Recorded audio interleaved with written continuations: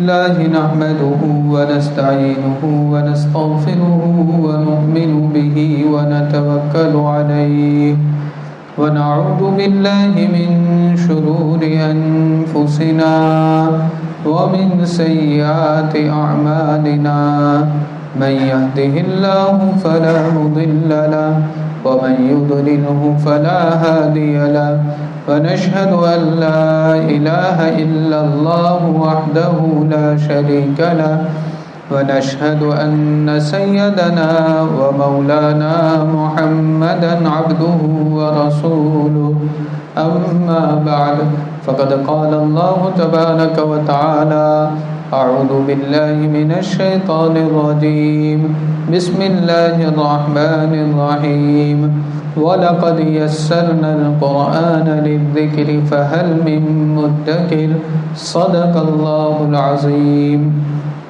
بسم اللہ الرحمن الرحیم. أَلَمْ تَرَ كَيْفَ فَعَلَ رَبُّكَ بِأَصْحَابِ الْفِيلِ أَلَمْ يَجْعَلْ كَيْدَهُمْ فِي تَضْلِيلٍ وَأَرْسَلَ عَلَيْهِمْ طَيْرًا أَبَابِيلَ تَرْمِيهِمْ بِحِجَارَةٍ مِّن سِجِّيلٍ فَجَعَلَهُمْ كَعَصْفٍ مَأْكُولٍ. یہ سورہ فیل ہے. فیل یہ اصل فارسی زبان کا لفظ ہے ایک پیل. اس کے معنی ہوتے ہیں ہاتھی. اسی سے یہ بنا ہے فیل. عربی کے اندر اس کے معنی ہے ہاتھی. تو اس کو سورہ فیل ہی کہا گیا, ہاتھی والی سورت. کیوں؟ اس لیے کہ اس میں ہاتھیوں والے لشکر کا تذکرہ اللہ تبارک و تعالی نے کیا ہے. یہ نبی کریم صلی اللہ علیہ وسلم جس سال پیدا ہوئے اس سال کا یہ واقعہ ہے. نبی کریم صلی اللہ علیہ وسلم کی پیدائش سے تقریباً 50 یا 55 دن پہلے یہ واقعہ پیش آیا تھا, جس میں اللہ تبارک و تعالی نے اپنی قدرت دکھائی, اپنی غیبی مدد دکھائی. بعض لوگوں نے اس کو بھی نبی کریم صلی اللہ علیہ وسلم کا معجزہ قرار دیا ہے, لیکن لفظ دو الگ الگ ہیں. ایک ہے معجزہ اور ایک ہوتا ہے ارہاس. معجزہ اصل میں وہ ہوتا ہے کہ جب کوئی نبی اپنی نبوت کا دعویٰ کر دے اور دعویٰ کرنے کے بعد ایسی چیز جو لوگ نہیں کر سکتے وہ چیز کر کے بتا دے, اس کو کہا جاتا ہے معجزہ.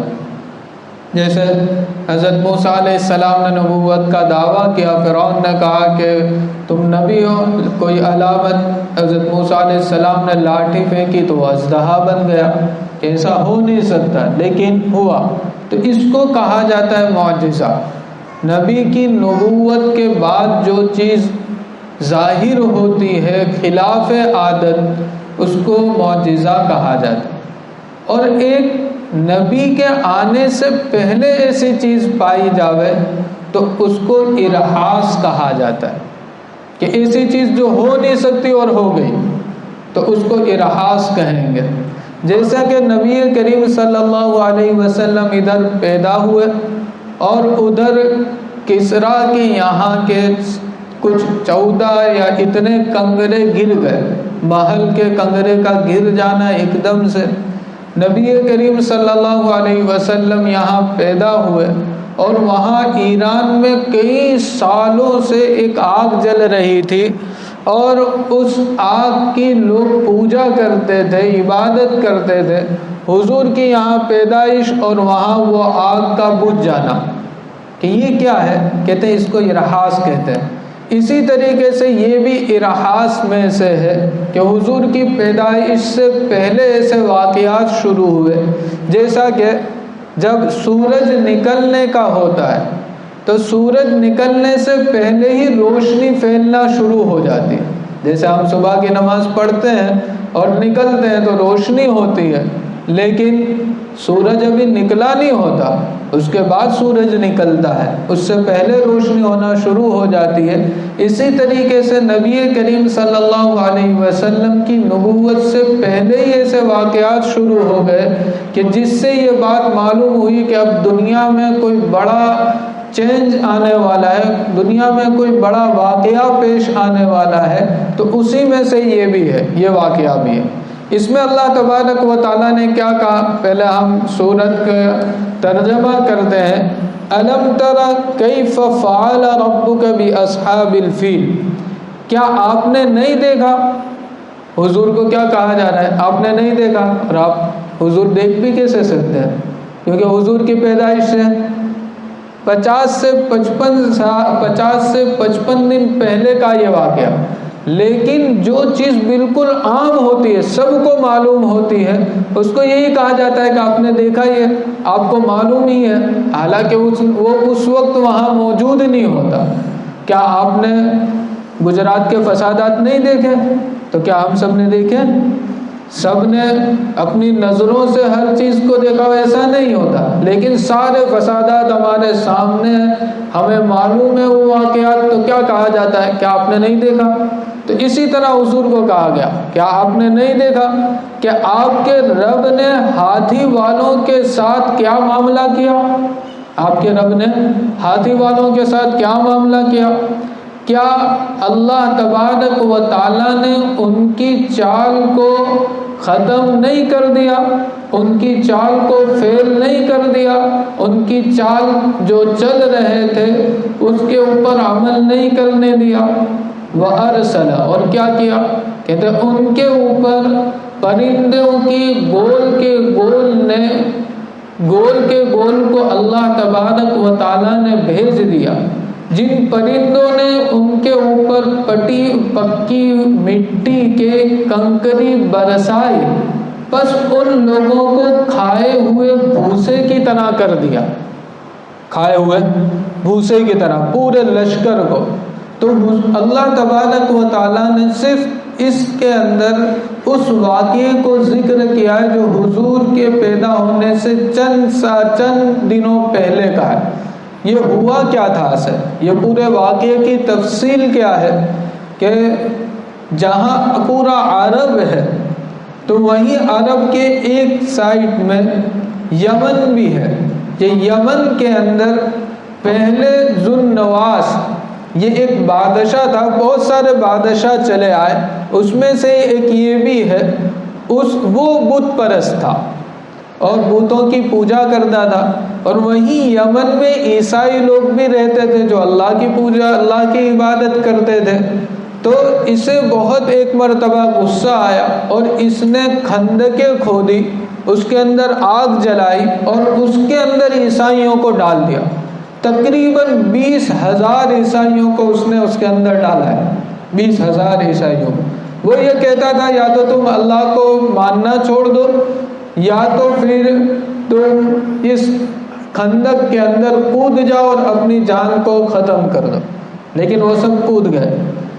یہاں ایک بات یہ جو واقعہ ہے، اس واقعات کا تذکرہ آگے جب ہم سورہ بروج پڑھیں گے تو اس میں اللہ تبارک و تعالیٰ نے اس کا تذکرہ کیا ہے کہ کیا کیا ہوا تھا، تو اصل تفصیل تو وہاں ہے، لیکن یہ بات یقینی ہے کہ دنیا کے اندر حق اور باطل کے اندر ٹکراؤ ہوتا رہا ہے اور ہوتا رہے گا۔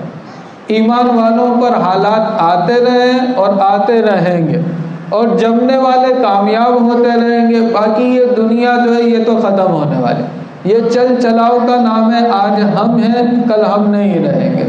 جو ایمان کے اوپر ثابت قدم رہا ہے وہی کامیاب ہوگا۔ خیر، تو اس نے اتنے سارے عیسائیوں کو قتل کیا، تو یمن سے 2 آدمی بھاگ کر کسریٰ کے پاس پہنچے، اس کے دربار میں گئے اور کہا کہ اس طریقے سے اس بادشاہ نے ہم پر ظلم کیا۔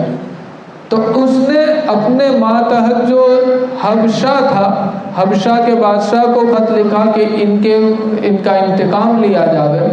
حبشہ کے جو بادشاہ تھا اس نے ابرہہ نامی آدمی کو پورا لشکر دے کر وہاں بھیجا یمن.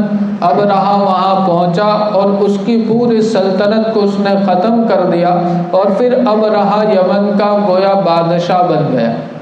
یہ ہے وہ ابرہہ. پھر اس نے جب وہاں پہنچا اور اس نے ساری چیزیں دیکھی کہ پورے عرب کے اندر حتیٰ کہ خود یمن میں بھی وہ لوگ ہیں جو سب کے سب حج کرنے جاتے ہیں. حضرت ابراہیم علیہ السلام نے جب بیت اللہ کو بنایا تھا اور اس کے بعد جو انہوں نے ایک آواز لگائی تھی کہ اس کے حج کے لیے آؤ، اس وقت سے پورے عرب کے اندر لوگ حج کے لیے جاتے تھے. چاہے بعد میں آہستہ آہستہ عرب والے بھی بت پرستی میں مشغول ہو گئے، مورتی پوجا کرنے لگ گئے، لیکن اس کے باوجود بیت اللہ کی عظمت ان کے دل کے اندر بیٹھی ہوئی تھی اور لوگ وہاں پر حج کرنے جاتے تھے. جیسے گزشتہ کی اس میں بھی آئی تھی یہ بات، بہت ساری چیزیں اس میں آئی تھی، تو سب وہاں جاتے تھے. جب اس نے دیکھا ابرہہ نے کہ یہ سب وہاں جاتے ہیں، اور وہاں تھا کیا؟ بیت اللہ تو کیا ہے؟ ایک چھوٹا سا گھر ہے، ایک مکان ہے، ایک کمرہ ہے گویا.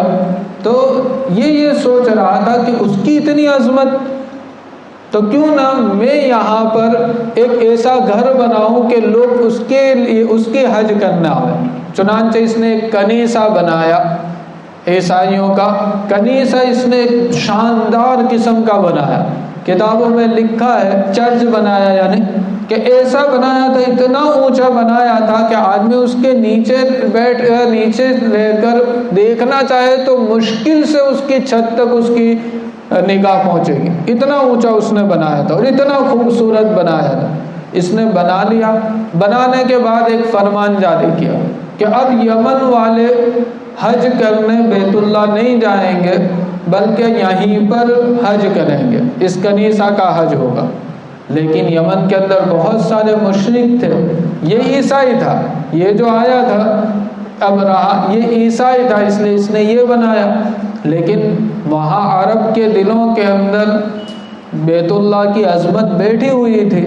جب ان کو یہ معلوم ہوا اور پھر یہی بات پورے عرب کے اندر پھیل گئی، یمن سے بہت بڑا علاقہ ہے عرب، تو پورا عربستان، تو وہ وہاں پر سب کو غصہ آیا. یہاں تک کہ کچھ لوگ ایسے بھی ہوتے ہیں جو بہت زیادہ غصے میں آتے ہیں. تو چند لوگ وہاں گئے اور اس کنیسے کے اندر انہوں نے پاخانہ کر دیا. ایک آدمی نے جا کے وہاں پاخانہ کیا. کچھ لوگ باہر تھے، انہوں نے کھانا وانا پکایا اور آگ ایسے ہی رکھ کر چلے گئے، جس کی وجہ سے وہ آگ بھی وہاں تک پہنچی.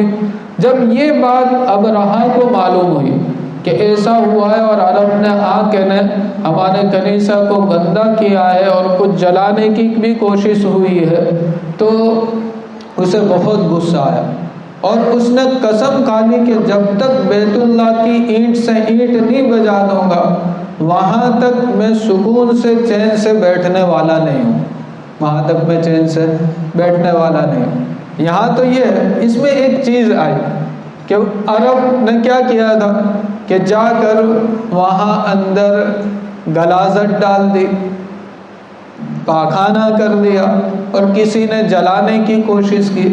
تو یہ ہمارے دین میں جائز نہیں ہے کہ ہم آج یہاں پر یہ کرنے لگ جاویں کہ چلو کوئی مندر ہے، یہ لوگ مسجدوں پہ حملہ کرتے ہیں تو ہم مندر کے اوپر جا کے نہ اس طریقے سے کرنے لگ جاویں. یہ شریعت ہم کو سکھاتی نہیں. وہ تو جاہل تھے، ان کے پاس کوئی حکم نہیں تھا. ہاں بیت اللہ کی محبت ضرور تھی، اس محبت میں انہوں نے ایسا کیا، لیکن ہم ایسا نہیں کر سکتے. ہم ایسا سامنے جو آدمی جیسا کرے ایسا ہی ہم کریں، یہ مسلمانوں کا شیوا نہیں. مسلمان ہر چیز میں یہ دیکھتا ہے کہ مجھے کیا کرنا. بھائی نے اپنے ساتھ کوئی برا برتاؤ کیا ہے تو ہم کہیں کہ اس نے ایسا کیا تو میں بھی ایسا ہی کروں گا، یہ مسلمان کا شیوا نہیں. مسلمان کیسا ہوتا ہے؟ وہ ہر قدم رکھنے سے پہلے سوچتا ہے کہ اللہ کا کیا حکم ہے اور نبی نے مجھے یہاں کیا ہدایت دی، پھر اس کے ساتھ اللہ کی مدد ہوتی. خیر، تو یہاں جب یہ ہوا اور اس نے یہ قسم کھا لی تو پھر اس نے حبشہ خط لکھا.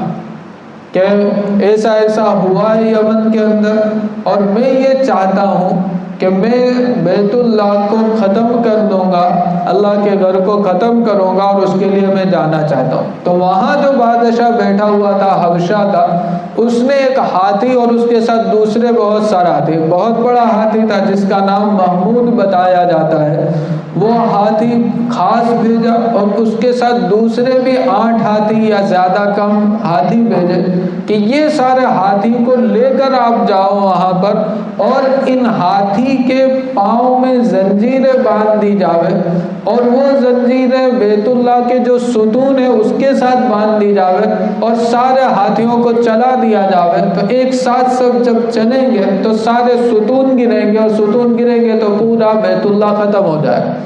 تو یہ ان کی پلاننگ تھی، اور اس نے اس وقت 60,000 کا لشکر تیار کیا، 60,000 کا لشکر، اور پھر یہ سارے ہاتھی لے کر نکلا۔ اور عرب میں عموماً ہاتھی ہوتے نہیں ہیں، تو ان کا مقابلہ بھی آسان نہیں ہوتا، جو چیز آدمی نے دیکھی نہ ہو تو اس کو کیسے مقابلہ، اور ہاتھی تو ہم سمجھتے ہیں کتنا طاقتور جانور ہے۔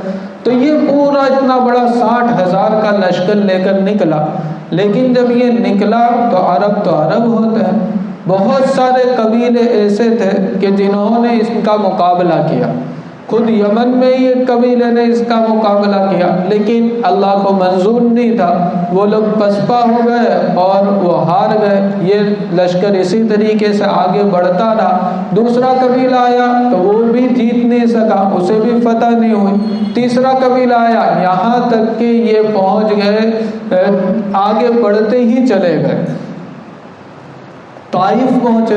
جب طائف والوں کو معلوم ہوا کہ اتنا بڑا لشکر لے کر آتا ہے، اور انہوں نے سب معلوم کر لیا کہ اتنے سالوں کو یہ لوگ ہلاک کر کے آئے ہیں، مار کے آئے ہیں، اور ہمارے پاس اتنی طاقت نہیں ہے کہ ہم اس کا مقابلہ کر سکیں، تو انہوں نے اس سے صلح کر لی کہ ہم آپ سے کچھ نہیں کہیں گے، بلکہ ایک آدمی بھی دے دیا کہ دیکھو یہ آپ کو راستہ بتائے یا آپ کو، تو ایک آدمی بھی ساتھ میں کر دیا، یہاں تک کہ مکہ کے قریب جا کر انہوں نے ایک جگہ کے اوپر پڑاؤ ڈالا۔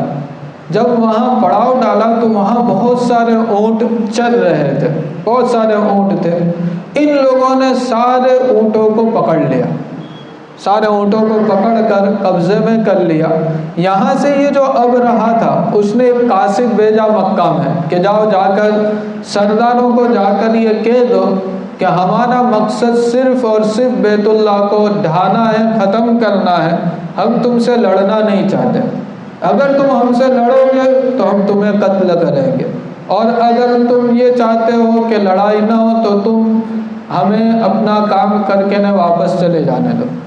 وہ قاصد وہاں گیا، وہاں جا کر سارے سرداروں سے بات کی تو سارے سرداروں نے کہا کہ جاؤ عبد المطلب کے پاس جاؤ، نبی کریم صلی اللہ علیہ وسلم کے دادا حضرت عبد المطلب، بولے ان کے پاس جاؤ، وہ سب سے بڑے سردار ہیں، وہ جو کہیں ایسا۔ تو یہ گیا، جا کے نے اس نے ان سے کہا کہ یہ اس نے بھیجا ہے، یہ اس کا، ہمیں اس کا قاصد ہوں ابرہہ کا، اور اس نے یہ بات کہی ہے۔ تو عبد المطلب نے فرمایا کہ دیکھو ہمارے پاس تو اتنی طاقت نہیں ہے کہ ہم تم سے لڑ سکیں، ہم اپنی پوزیشن ایسی پاتے نہیں ہیں کہ ہم تم سے لڑ سکیں گے، لیکن ایک بات میں تمہیں کہہ دیتا ہوں کہ اگر تمہیں آنا ہے تو آ جاؤ، لیکن یہ اللہ کا گھر ہے، یہ اللہ کا، اور جس کا گھر ہوتا ہے وہ اپنے گھر کی حفاظت کرتا ہے، اگر تم آؤ گے تو اللہ کا عذاب آئے گا اور تم واپس نہیں جا سکو گے۔ جب انہوں نے یہ جواب دیا تو یہ جو قاصد تھا اس کو بھی سمجھ میں آ گیا کہ یہ بات تو میں بھی ابرہہ کو کہہ نہیں سکوں گا اور پہنچانی ہے، تو اس نے کہا کہ چلیے ٹھیک ہے، میں ایسا کرتا ہوں، میں جو سردار ہے ابرہہ اس سے میں آپ کی ملاقات کرا دیتا ہوں، آپ خود اس کو یہ بات جا کر کہہ دیجیے۔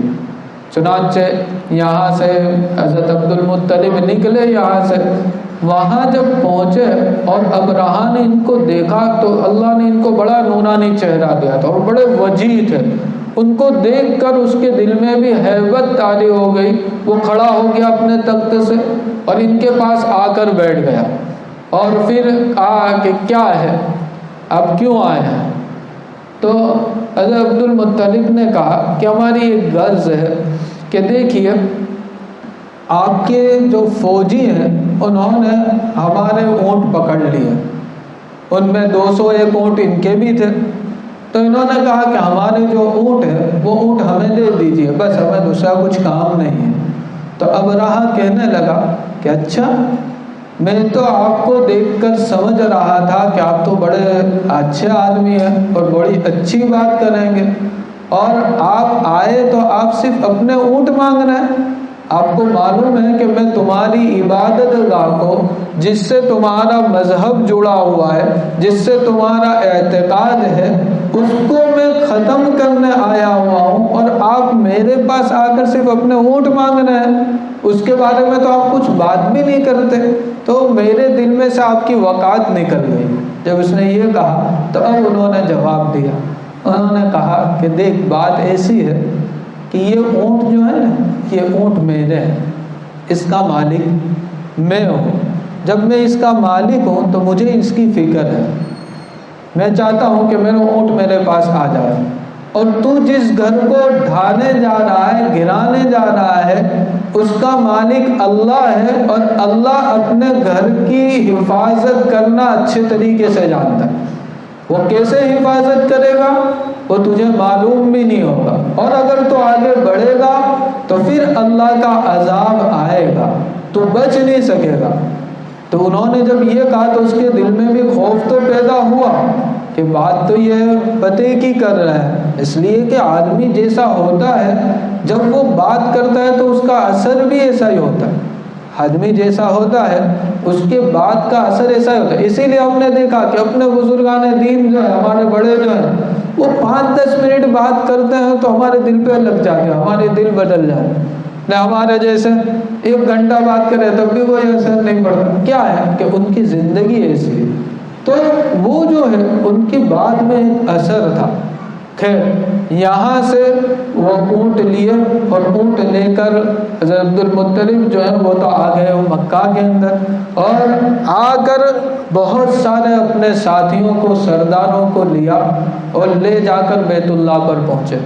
بیت اللہ کے چوکھٹ پکڑ کر انہوں نے رونا شروع کیا، دعا کرنا شروع کیا کہ اللہ تو جانتا ہے کہ یہ بڑا لشکر ہے، ہم اس کا مقابلہ نہیں کر سکتے، ہم اس کا مقابلہ نہیں کر سکتے، ہم اس سے عاجز ہیں، ہم معافی مانگتے ہیں، اب یہ تیرا گھر ہے، تو ہی اس کی حفاظت کر لے، ہم نہیں کر سکتے۔ یہ کہا، دعائیں کی، اور دعائیں کر کر پھر مکہ میں یہ اعلان کر دیا کہ یہ جگہوں کو چھوڑ دو، یہ جگہ کو چھوڑ دو اور یہاں سے پہاڑوں کے اوپر چلے جاؤ۔ کیوں اعلان کیا؟ کہتے اتنا ان کو یقین تھا، انہوں نے کہا کہ جب اللہ کا عذاب آئے گا، کہ اگر یہ لوگ آگے بڑھتے ہیں تو اللہ کا عذاب آئے گا، اور جہاں اللہ کا عذاب آتا ہے وہاں اچھے اور برے سب لپیٹا جاتے ہیں۔ ہاں، آخرت کے اندر قیامت میں اچھوں کو الگ کر دیا جائے گا، بروں کو الگ، لیکن جب عذاب آتا ہے تو اچھے اور برے سب کے اوپر وہ آ جاتے ہیں۔ اسی لیے ہمارے محلوں میں جو برائیاں ہوتی ہیں، ہم یہ سوچیں کہ چلو وہ کر رہے ہیں تو ایسا نہیں ہوگا، جب اللہ کا عذاب آئے گا تو ان کے ساتھ ہم بھی لپیٹا جائیں گے، کہ اس لیے اس کو ختم کرنے کی کوشش کرنی چاہیے۔ چنانچہ یہاں سے یہ سب کے سب مکہ چھوڑ کر ادھر ادھر چلے گئے۔ تو یہ اس طریقے سے اب مکہ خالی ہو گیا، ان کے لیے کیا ہو چکا ہے، مکہ خالی ہو گیا۔ خیر، وقت پورا ہو گیا ہے، آئندہ جو بھی ہے، آئندہ انشاءاللہ اس واقعے کو پورا بھی کر دیں گے۔ اللہ نے اس میں عجیب و غریب عبرت رکھی ہے۔ اللہ تبارک و تعالی ہمیں صحیح معنی میں قرآن کو سمجھنے کی توفیق عطا فرمائے۔ وآخر دعوانا الحمدللہ رب العالمین۔ اللهم لك الحمد كله ولك الشكر كله ولك المن كله يا رب صل وسلم دائما ابدا على حبيبك خير الخلق كلهم ربنا لا تزغ قلوبنا بعد إذ هديتنا وهب لنا من لدنك رحمة إنك أنت الوهاب ربنا آتنا في الدنيا حسنة وفي الآخرة حسنة وقنا عذاب النار یا اللہ ہم تمام کے تمام گناہوں کو معاف فرما، یا اللہ پوری امت کے گناہوں کو معاف فرما، یا اللہ امت کے حال پر رحم فرما، یا اللہ امت جہاں کہیں پریشان حال ہے ان کی پوری پریشانیوں کو ختم فرما، یا اللہ جہاں مظلومیت کا شکار ہے یا اللہ ان کی بھرپور مدد فرما، یا اللہ ظالم کے ہاتھ کو ظلم سے روک دے، یا اللہ فسادات میں جو نقصان جس کا بھی ہوا ہے یا اللہ ان کو بہترین نعم البدل عطا فرما، یا اللہ مسلمانوں کی پوری حفاظت فرما۔ اے میرے اللہ آپ ہی کہنے اور سننے کی توفیق عطا فرماتے ہیں، یا اللہ آپ ہی اس پر عمل کی بھی توفیق عطا فرما دیجئے، یا اللہ اس پر عمل کی بھی توفیق عطا فرما دیجئے، یا اللہ اس کے نور سے ہمارے دلوں کو منور فرما دیجئے، یا اللہ جو کچھ مانگا وہ بھی عطا فرما دیجئے، جو مانگنے سے رہ گیا وہ بھی عطا فرما دیجئے، یا اللہ موت تک ہمیں کسی کا کسی اعتبار سے محتاج اور دستنگر نہ بنائیے۔ اللہم انا نسألک من خیر ما سألک منہ نبیک محمد صلی اللہ علیہ وسلم، ونعوذ بک من شر ما استعاذ منہ نبیک محمد صلی اللہ علیہ وسلم، وانت المستعان وعلیک البلاغ ولا حول ولا قوة الا باللہ العلی العظیم برحمتک یا ارحم الراحمین۔